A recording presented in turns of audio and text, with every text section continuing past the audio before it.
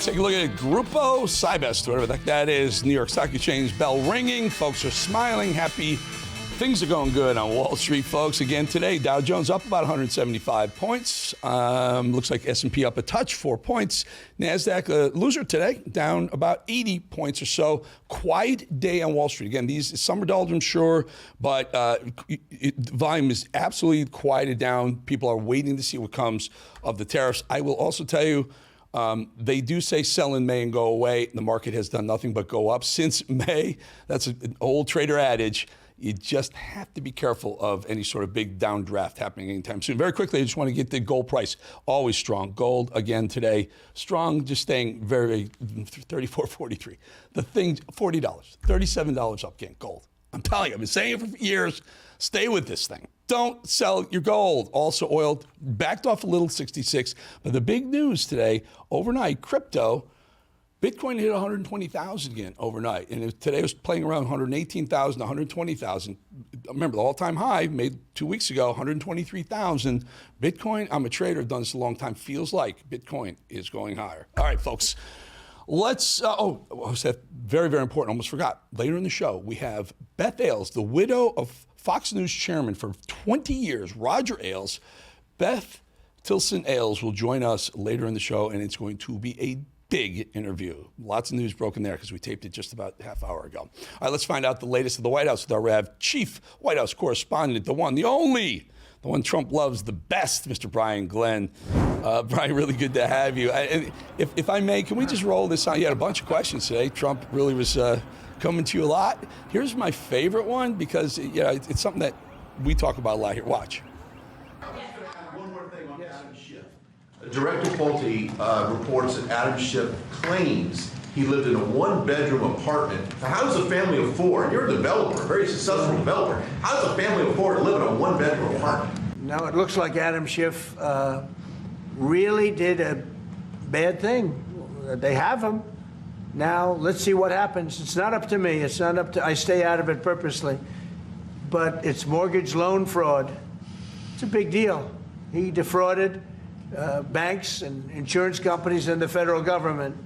But it's very simple. It's mortgage loan fraud. And you're right. It's a lot of people to live in a one-bedroom apartment, right? But he put it down. But he has a lot of other things far worse than that. So, no, Adam Schiff, they have him 100% on mortgage fraud. Now, if there's anybody else in this room except you would have no problem. But anybody else in this room, you'd have a problem. So, Brian Glenn, you made a great point, great question, and you love that question. For a bunch of people living in one bedroom, in Adam Schiff. Here's the funny thing, Brian. Adam Schiff is doing the same thing, probably worse than what they tried to nail Donald Trump in between his two presidencies for many, many times over in New York. Go ahead. The floor is yours, sir. Yeah, well, she's not the only one. We had Letitia James, also alleged mortgage fraud, putting down that her dad was actually her husband. And of course, there were some discrepancies on number of bedrooms that the house was under. Like, this is nothing new. And it seems like Adam Schiff is just the next mortgage fraud person up. And we'll see what happens. But, it's interesting when President Trump says, Eric, that if it happened to you or I right now, if we were committing mortgage fraud, we would be 5 minutes to go into jail over this and being led in court, and we'll see what happens. But it's one of those things that you read about, and I don't think it gets enough attention. And of course, I'm not relying on the guys up and down Pebble Beach to ask that question, so I had to. Interesting. Also, the other question that you did ask him about this potentially removing the capital gains on real estate purchases. Now, Trump's a real estate guy. He wants interest rates low. That's great. Generates more interest in buying real estate. Fantastic. Sparks the economy that way. But removing the capital gains on real estate, what an explosion that would be. The folks would love to see that, wouldn't they? Yeah, they would. It's in its infant stage right now, and Marjorie Taylor Greene, that's her bill that she's working on, and she's trying to get people to sign on to it and get it through rules and get it to the floor for a vote. Could you imagine telling the American people, at the end of the year that we delivered no tax on tips, no tax on overtime, no tax on Social Security. Oh, and guess what? If you sell your house that you've been in for 50 years, you're going to save that tax bill as well.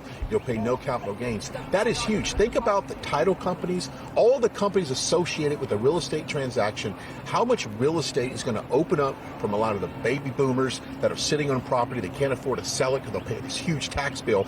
Now, the National Association of Realtors, or one of those groups, is up on the Capitol Hill right now talking to people in Congress saying, look, we want this to happen. Get behind this. So I'm just looking for the show of hands of who wants the American people to pay more taxes on their capital gains on their homes.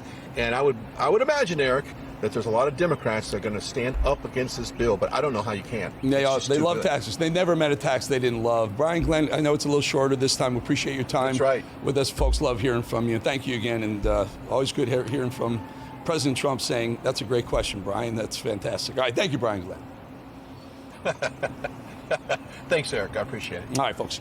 So what do you do when no one wants to buy your art anymore because you're no longer the president's son? What do you do when you need to refill your coffers after your payout from USAID was cut and you're no longer the president's son?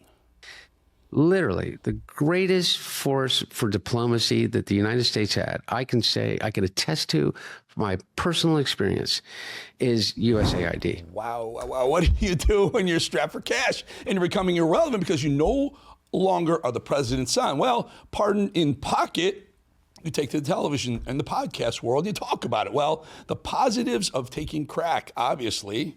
Crack cocaine make you act any differently? No. Is it safer than alcohol? Probably. People think of crack as being dirty. It's the exact opposite. When you make crack, what you're doing is you're burning off all the impurities so that it combines with the sodium bicarbonate, which makes it smokable. That's all. I don't know who's handling his press, but maybe if they ask you about crack, you don't really talk about the benefits and the beauty of smoking crack cocaine. That's just the former president's son right there touting the benefits of those said crack cocaine and other drugs. I don't know about you, but I strongly support Hunter Biden speaking out for 3 hours, unleashed and proudly representing the Democrat Party. These sound bites are unbelievable, folks. Get ready. So after we discovered that an AutoPen signed almost every single pardon Joe issued, except for one, I believe, after not one, not two, but three former Biden associates have pleaded the fifth, refusing to answer questions from the House Oversight Committee about what they knew and when they knew it at Weekend at Biden's. 1 year since Joe dropped out of the race today because of a coup pushed him out. Is that what he says? And 4 years since the catastrophic withdrawal from Afghanistan. Hunter Biden comes out, guns blazing, pardon the pun. Opinions, but him and everybody around him. I don't have to be nice. Number one, I agree with Quentin Tarantino. George Clooney is not a actor. He is a I don't know what he is. He's a brand. You, George Clooney, are going to take out basically a full-page ad in the Times to me and James Carville, who hasn't run a race in 40 years, and David Axelrod, who had one success in his political life, and that was Barack Obama. Burning your bridges there, my man. You know, it really is a shame that we never figured out whose cocaine that was in the White House. What do you think? However, will we get to the bottom of whose cocaine that stash was, which was found in the White House when Joe Biden was president? Well, I guess we'll never know. I'll tell you what, if I became president in 2 years from now, or 4 years from now, or 3 years from now, I would pick up the phone and call the president of El Salvador and say, you either send them back or I'm going to invade. It's a crime what they're doing. He's a dictator thug. Bukele or Trump? Both. That was five F-bombs in 20 seconds. Seriously, anyone who watches that interview doesn't think that the stash was Hunter's in denial. 20 seconds in, he threatened to invade the country of El Salvador and actually says he's running for president in, I don't know, maybe 3 years or so. What the heck was he talking about? Not sure this guy has a chance. Well, I don't know. Well, what about this? People are really upset about illegal immigration. You. How do you think your hotel room gets cleaned? How do you think you got food on your table? Who do you think washes your dishes? Who do you think does your garden? Gee, I'm not sure I'd be doing that either, Hunter. What are you doing here, brother? You know, I'm old enough to remember when Hunter Biden lied on a federal form to get a firearm. And then when that firearm was found because his girlfriend hid it, the blame the, I don't know, probably illegal Mexicans party. Remember that? Well, no wonder he's defending them now, so to speak. By the way, these comments about illegals just prove yet again how the racist left considers them to be a slave class, right? Isn't that what you're saying? That's all the illegals are doing? Cleaning your hotel rooms, picking your grapefruits? Those racist and privileged comments are typical Hunter Biden, but no, they're typical Biden, I should say. Here's the kicker of the whole thing. I'm also old enough to remember when they blamed Joe Biden's pathetic debate performance against President Trump on a cold. Remember, they said he had a cold. Get this. Listen to how Hunter Biden put Joe's horrible trouncing by Trump on that debate. Listen to how what he blames it on. Watch. I know exactly what happened in that debate. He flew around the world, basically, the mileage that he could have flown around the world 3 times. Yeah. He's 81 years old. He's tired as They give him Ambien to be able to sleep. He gets up on the stage, and he looks like he's a deer in the headlights. They gave him Ambien to sleep. The guy couldn't stay awake. No one gave Joe Ambien before a debate. Nobody. They may have given him Adderall, not Ambien. The guy, Hunter, filthy liar. I mean, please. Someone's real grumpy he didn't get another 4 years of dad's presidency to grift off of. So as onset to mention, a cold, Ambien, who knows? Folks, there are too many eye-popping moments to show you all of them. But in 3 hours, this guy gave step-by-step instructions on how to cook crack. He said the president was strung out on Ambien during the Trump debate, blamed Obama, Axelrod, Pod Save America, and George Clooney for staging a coup against his father, admitted his family relies on illegal alien slave labor, threatened to invade El Salvador to retrieve gang members, confessed the Russian disinformation laptop was his. My question to anybody that is keeping an open mind is, what is it that you think the laptop proves, or what you call the laptop? So everybody has a laptop. So when they say Hunter Biden's laptop, what is it that they're talking about? Do you know? Not one single person has ever accused me of a crime based upon anything that was in or discovered as it relates to my laptop. Just that would be enough. But then he also claimed Israel allowed the October 7th attack to justify invading Gaza. He argued that crack is cleaner and safer than alcohol. Folks, this guy is the perfect 2028 Democrat candidate for anything. No one, and I mean no one, will ever believe that a Ukrainian energy company actually thought that guy was a valuable board member, and no one will ever convince me or America that this man and his whole family aren't a bunch of treasonous, corrupt grifters who sucked at the teat of the American taxpayer. We'll be back in 2.5 minutes. All right, it's a big story, folks. Big story. So let's bring in just a great person to talk about a really big story. The CEO and editor-in-chief for Just the News, No Noise. Happy always to have John Solomon on the show. John, just take us through this whole idea of what's been going on with Tulsi Gabbard, the DNI, the recommendation, the criminal referral. Does it maybe lead to the actual perp walk of a Barack Obama and such and others?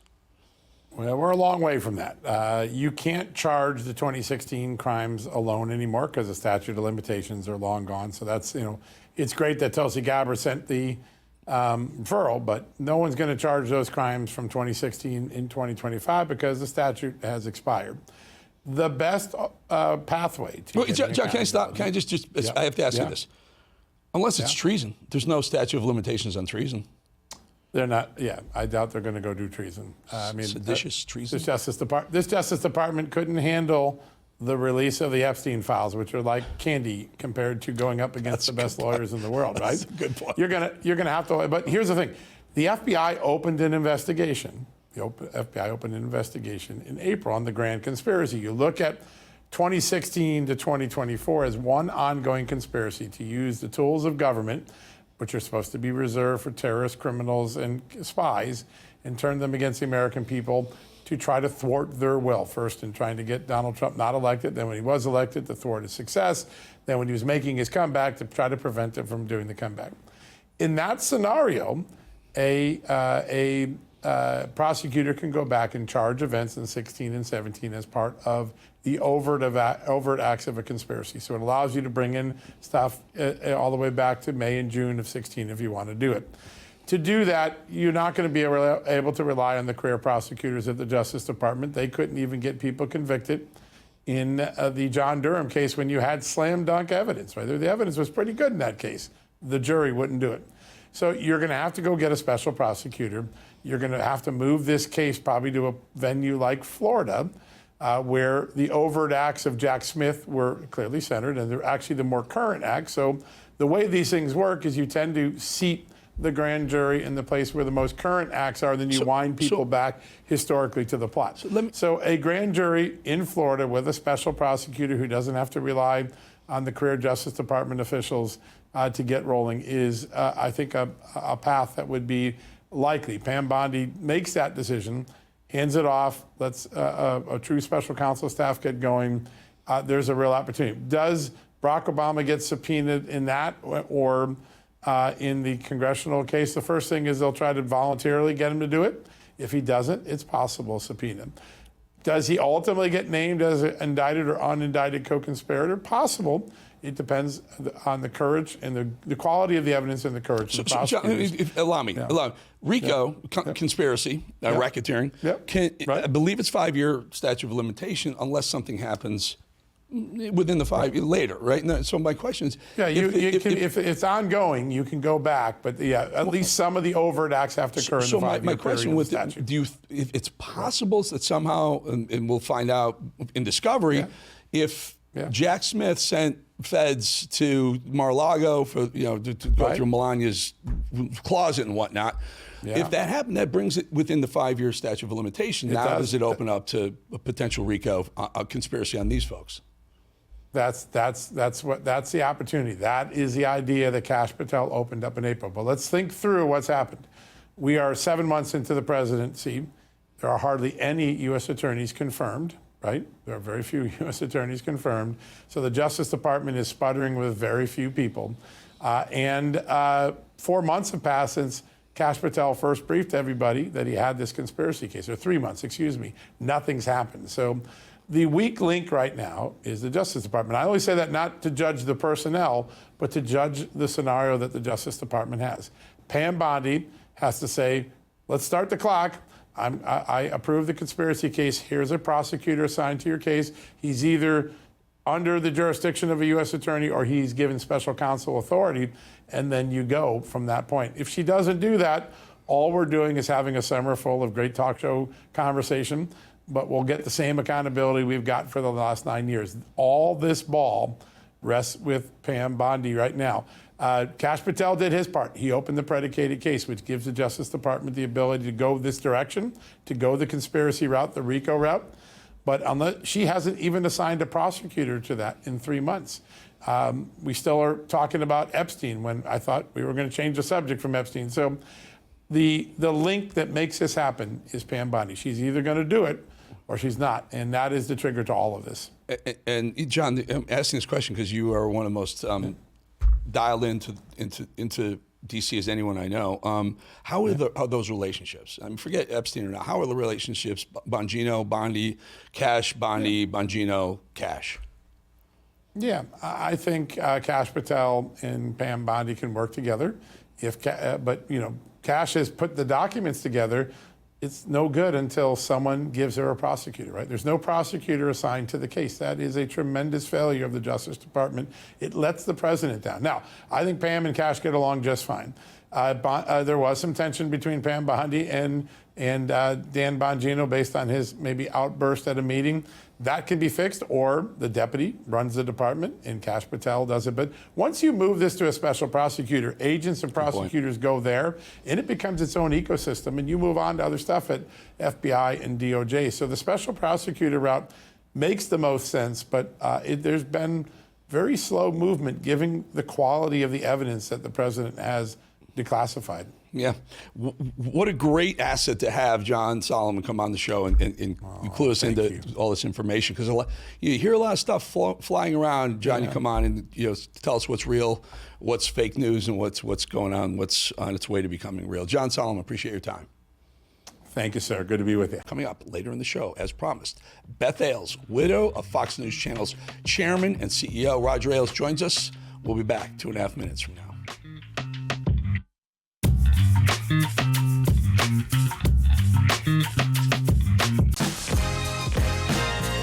Cory Booker really missed the mark with his latest attempt at ruffling feathers. He posted a video to X basically praising migrant slave labor. You got to see this to believe it. I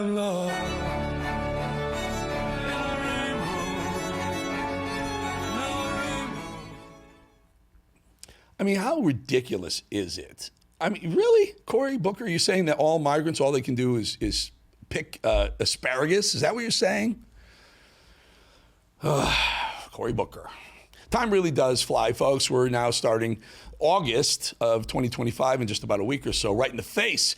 We're a full 259 days removed from the 2024 presidential election, and yet this guy, Eric Swalwell, is still talking about Kamala Harris and coming up with new ways to justify her overwhelming defeat. Listen to this guy. Congressman, I mean, if you could give us just one line, I mean, what did you learn from the 2024 election? What should Democrats not do next time? Well, we have to always be on. And let me just give you an example. Most people say that the biggest mistake that Kamala Harris made was saying that she wouldn't do anything different than Joe Biden when she went on The View. I don't think that was the biggest mistake. And candidates, trip up all the time. I think the mistake was that there were many days that would pass before she did another major interview. And Donald Trump makes 3 mistakes an hour, but he's always on. And so when you're always communicating, not just to cable news, but to local news, to podcasters, to influencers, always on means you're always honest. And we have the values on our side, and now we just have to be in more places, more spaces, and that's why we're going to win the midterms in just under 18 months. Yeah, okay.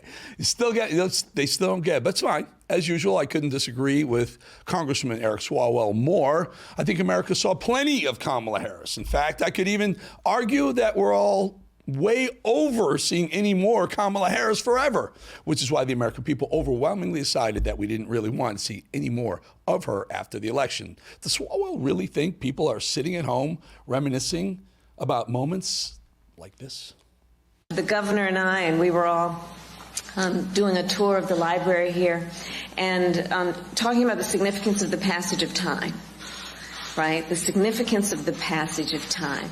So when you think about it, there is great significance to the passage of time in terms of what we need to do to lay these wires, what we need to do to create these jobs. And there is such great significance to the passage of time when we think about a day in the life of our children. 4 times. 4 times, the passage of time. What the hell is the significance of that? Yeah, we get older, I get it, but there's great significance to the past. This is the one that wanted to be president. This one's interesting. A former Biden administration official just came out and said that the former president should have bowed out of the race even earlier than he actually did. Listen. What Hunter Biden didn't say is that people started losing confidence in Joe Biden, whom I love, who I work for in his administration, right after the Afghanistan debacle. Do you remember that? It was August of 2022. Like, his polling never recovered after Afghanistan. And people voted for Biden, right, because of competence, in part because of competence.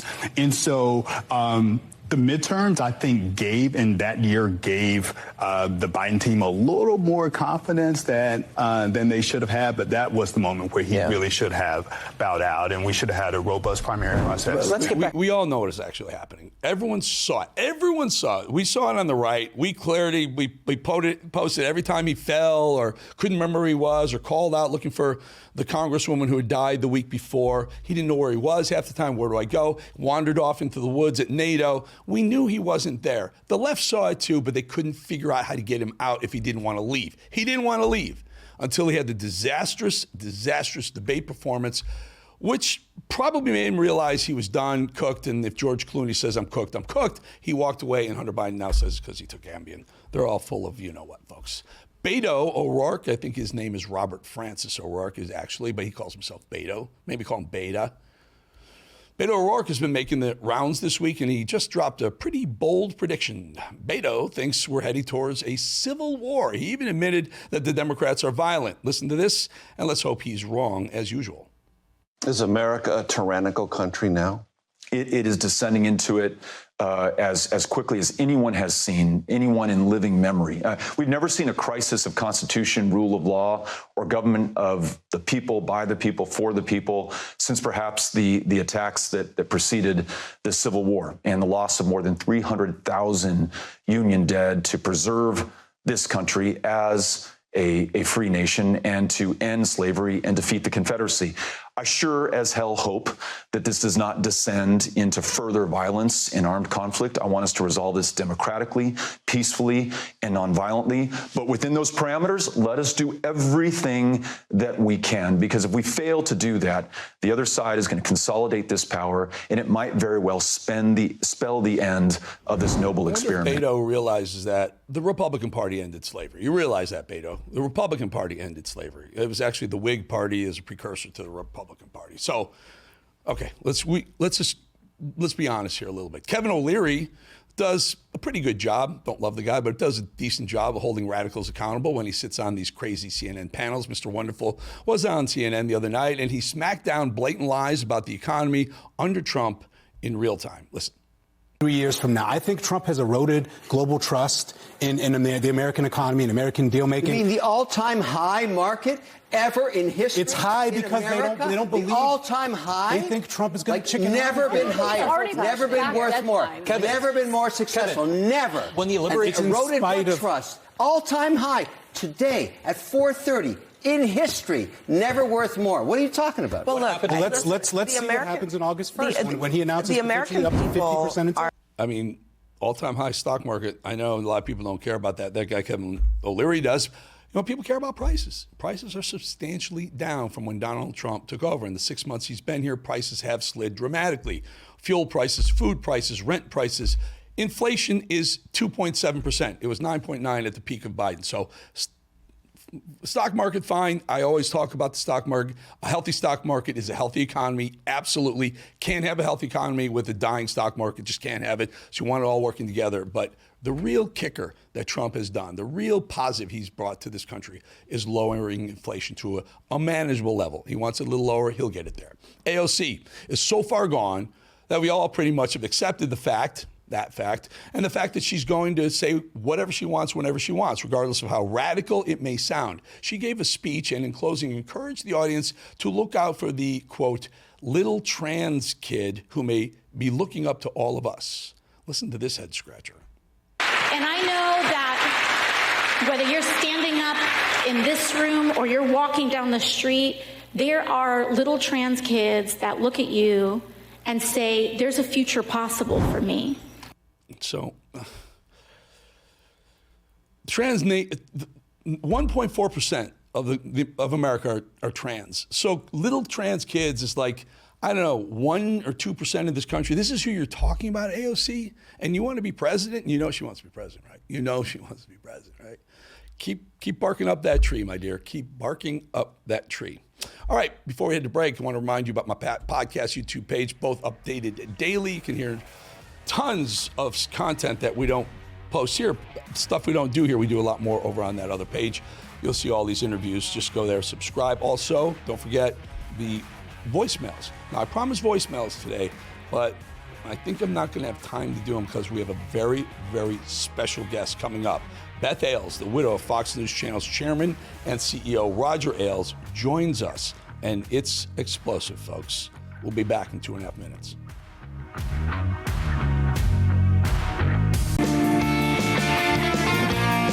All right, let's definitely welcome, it's an honor to welcome, Roger Ailes' devoted widow who had a front row seat to the Murdoch, let's call them shenanigans, for more than 20 years she did.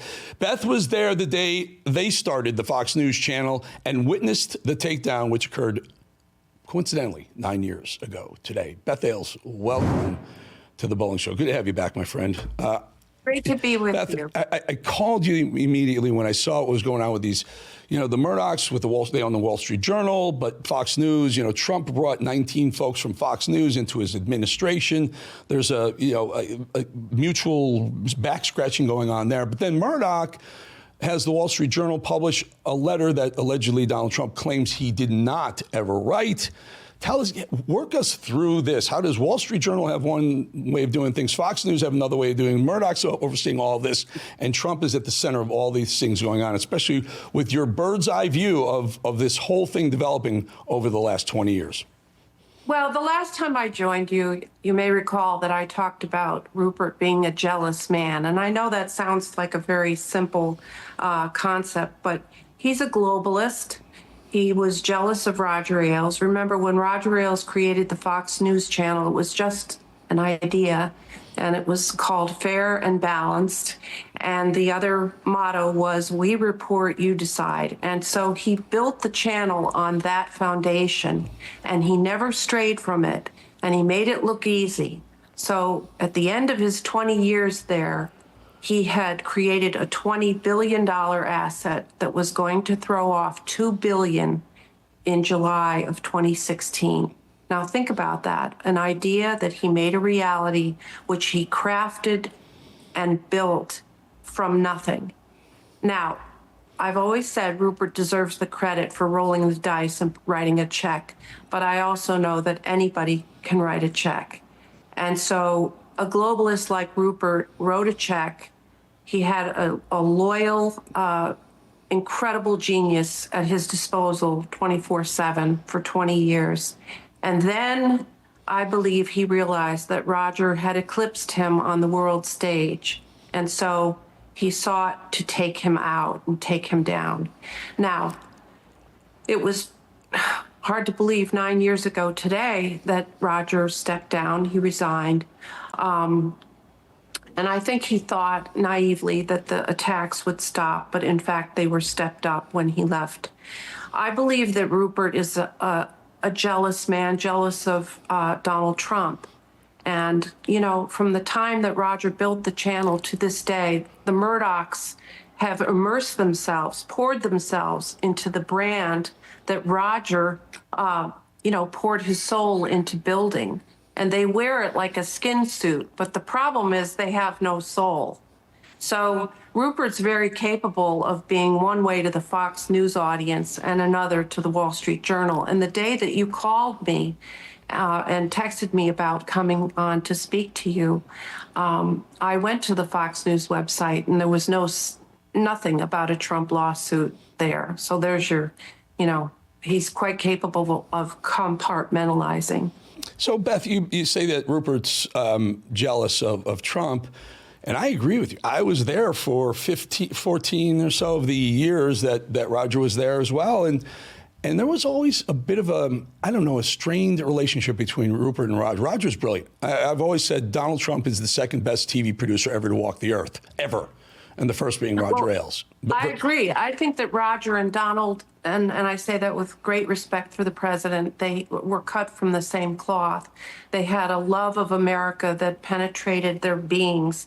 And I believe that if Roger were alive today, he and the president would be, things would be very different, because Roger was very careful. He never wanted a relationship with the president to undermine the first and foremost responsibility of the channel, which was to be fair and balanced. During Roger's tenure, he never had a lawsuit. He never had to take down a story. Now think about how many lawsuits there have been against Fox News.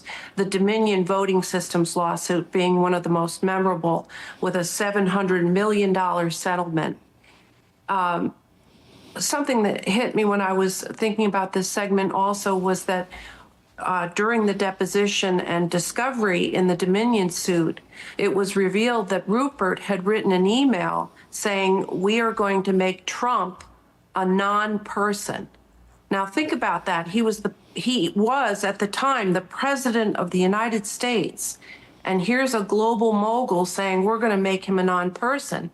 And I think that Rupert's so capable of that because his whole mission upon Roger's resignation was to take everything that was Roger Ailes and, except for profitability, undo everything Roger did. And they turned it into a rage machine.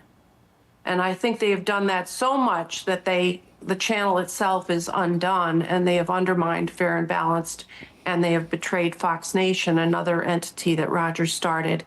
And remember, their motto was the most powerful name in news. And I think that, unfortunately, Mr. Murdoch has that conflated with his own last name instead of it being the branding of the channel. Interesting. And so if you go back to when he said he was going to make Trump a non-person, he was talking about the president.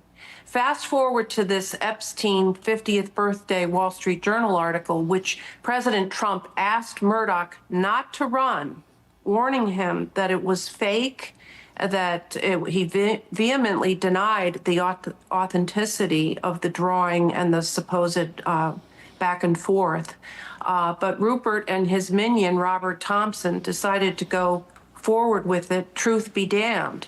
And I think that speaks to his need for power. Even though he is chairman emeritus, all this follow-up coverage makes him relevant, and he thrives on that. Beth, very interesting. So many questions. Why do you think Rupert decided to print the letter that they believed? And by the way, he had to know a lawsuit was coming. Trump has already sued CBS, ABC, others. He had to know the lawsuit was coming. Why would he do it?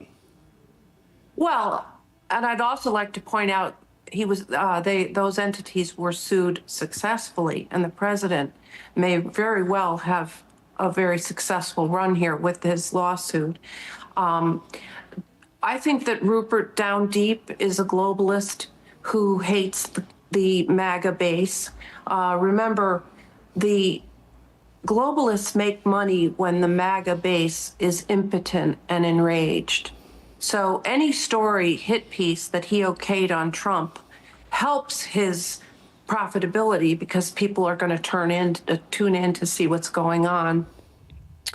And again, I think that Mr. Murdoch was not a supporter of Trump. He wanted Roger to support Hillary, and of course, Roger would not do that.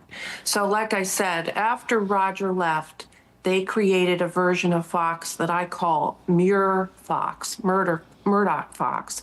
And it is certainly not the Ailes Fox that we all knew and participated in its growth and meteoric rise.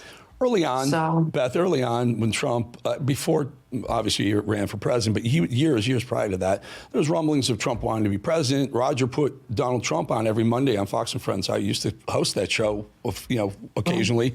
And Mondays were my favorite days. So I knew I'd be able to talk to Trump about business and the economy and things like that. But I remember the animosity that Roger got, even from the Murdochs, for doing that. They pushed back from the very beginning of this whole idea of Trump becoming a bigger personality using the Fox News Channel airwaves. Well, that's because the Murdochs are not MAGA. They don't want their empire used for American nationalism.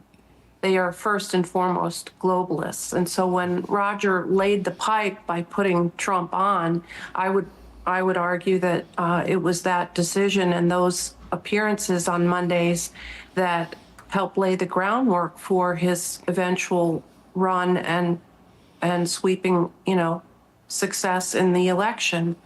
The 2016 election was the greatest upset in American history. It was bigger than Nixon, it was bigger than Reagan, and it was not supposed to happen.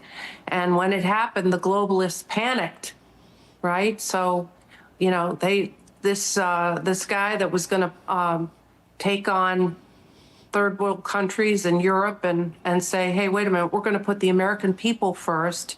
Our infrastructure, healthcare, is crumbling. Why are we trying to build democracies across the globe and support their infrastructure and their healthcare with American taxpayer dollars? Beth, that resonated. Do me a favor. I want to call an audible here. Can you stick around for 1 minute? We're going to go to a quick break. Sure. And I want to bring you back and talk to you a little bit more because this is a fascinating conversation. Folks, we'll be back in 2.5 minutes with more from Beth Ailes, Roger Ailes' beloved widow.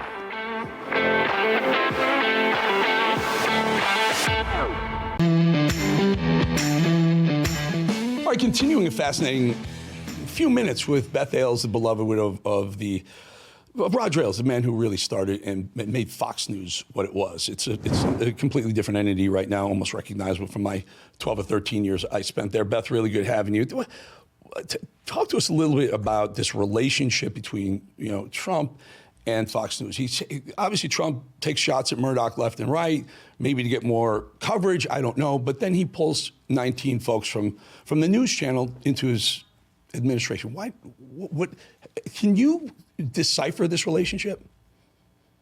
Well, I think it's complex. I do remember that in 2015, when Roger was actually in the hospital having spinal stenosis surgery, and Rupert was calling all the time, and Trump was starting to gain traction, and Roger said to him, you've got to be careful. You've got to run the channel without compromising. And so there's this, sort of this imaginary line. And I don't think Rupert understood that.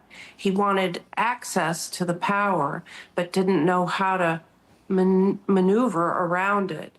I think that Trump had a quality that I like to believe, and I know Roger had a big heart. He was capable of forgiving people for their foibles, for their flaws. And so when I read that Murdoch said he wanted to make Trump a non-person, I would not have welcomed Murdoch back into my orbit, no matter how powerful he was. I'd have kept him at arm's length. And I think the president has a big heart, and he's willing to look the other way. And as people have said, just a few months ago, he was singing Rupert's praises. But when you're dealing with someone who is jealous of your power, I think it was a mistake to think that he could believe that Rupert was on his side. And so when he realized he was going to run this hit piece, Truth Be Damned, I think he did the only thing he can do, which is to file this lawsuit. I also think that the lawsuits about, defamation, libel, slander, I think that any public person is at a huge disadvantage because it's almost impossible to prove. And I think that if we had the laws that they have, say, in Britain, where the person who says something false, whether it's a public figure or not, has to then pay the damages, we need some reform in those laws, I think. Beth, I got about 2 minutes left, minute and a half, 2 minutes. Please, if Roger Ailes were still running Fox News Channel, I wish I would still be there. I wish he was. If he were running it right now, and Rupert Murdoch said, I'm going to run this article, run this letter in the Wall Street Journal. I remember some of those clashes between Roger and even the sons. How would it play out? And I hate to do this to you, but I only have about a minute or so. Okay. Well, first I'd like to say, do you think that James or Lachlan voted for President Trump? There's absolutely no doubt in my mind that they would never have voted for someone who was going to create the alligator Alcatraz or close the border. American exceptionalism is a real thing. And even 10 years ago, it was still there, the idea that America had a culture. And what has President Biden and his minions done but come in and flooded our country? And it will take 10 million deportations to get us back to where we were in 2020. They were trying to change the entire electorate, in my opinion. And I think that Roger would have counseled Rupert that it was a terrible mistake to go there's no proof of this so-called item that was entered into the 50th birthday remembrance book for Jeff Epstein. There are records of Rupert having an association with Jeff Epstein. They traveled in the same social circles, but that gets a big yawn from people. Rupert asked a guy. It may not. It may not. Well, in light I'm just of saying. the last Up until 3 now, weeks. I don't see anybody. I don't see anybody looking into that. You anything may about have Trump, opened the up orange man. a whole can of wanna go worms after here late in this interview, but certainly something we may be on the lookout for. My dear Beth, we're gonna have to leave it right here, and I just want to tell the folks in full transparency. Over Beth's left shoulder, screen right shoulder, is the portrait of Roger Ailes, and I personally have been in that library many, many times when Roger would tell stories, whole court, to some of the most influential, powerful people in the world, and everyone was captivated by what that man had to say. Beth. And I always remember and love him for that. He And was we a all great will. American, and it was very unfair what they did to him. And that's the thing that President Trump, I don't think, understands. Rupert will do anything. He's just capable of it. So. All right, we leave it right there. Beth Ailes, I appreciate your time. The folks do as well. Thank you. See you next time. Fascinating. Fascinating. Was Rupert Murdoch on the Epstein list? First I heard of that. Fascinating stuff from Beth Ailes, a good friend of mine. I hope you enjoyed that, folks. We blew out the voicemail segment so we could bring you the rest of the Beth Ailes interview. We will do voicemails again. Let's do them tomorrow. Let's get some voicemails and so send them in. You gave me about 200 yesterday about whether Barack Obama should be in jail or not. There was overwhelmingly voting yes. We'll play some of those, play some of these. Tell us what you think. Tell us what you think about Trump, Fox News, Roger Ailes. Let me know what you think. Use that number right there, 888-601-0032. I'd love to hear what you think of what you just heard over the last 17 interview minutes, which is a lot. It's an eternity in cable news and news, folks. All right, guys, War Room is up next, I believe.